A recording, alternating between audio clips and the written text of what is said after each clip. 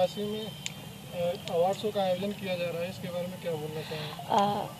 हमको बहुत ज़्यादा खुशी हो रहा है और जितना भी लोग पहले देख रहे हैं मेरे तरफ से सादर प्रणाम है। और बहुत ज़्यादा खुशी हो रहा है कि अपना भोजपुरी इतना आगे बढ़ रहा है और हम लोग का एक से एक मौका मिल रहा है आगे बढ़ने को। और ग्रीन सितारा एल्बम अवार्ड शो है ये, और अगले साल भी हुआ था।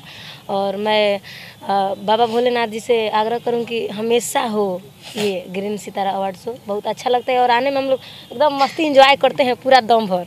जो अवार्ड शो के जो आयोजक करता है उनके बारे में क्या बोलना चाहिए?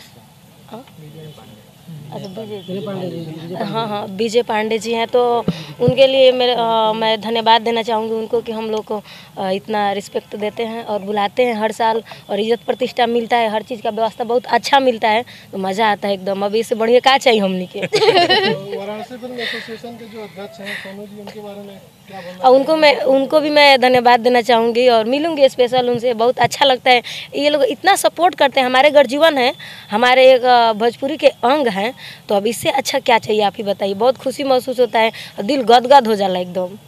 म्यूजिक डायरेक्टर रतन बाबा के बारे में क्या बोलना चाहिए? रतन बाबा हमारे गर्जीवन है और बहुत अच्छा म्यूजिक बनाते हैं। हम बहुत सारा म्यूजिक इनका गाए हैं और धांसू म्यूजिक बनाते हैं एकदम ब्लास्ट, जो म्यूजिक बनाते हैं एकदम ब्लास्ट हो जाता है। और इस कार्यक्रम में अपना क्या धमाल मचाएंगे, अपने दर्शकों को बताएंगे? अभी देखिए अंदर जाने के बाद पता चलता है, अभी तो बाहर ही है हम लोग, तो अंदर जाने के बाद देखिए मूवमेंट क्या है, कैसा है, क्या देखने को मिलता है, उसके बाद बताएंगे।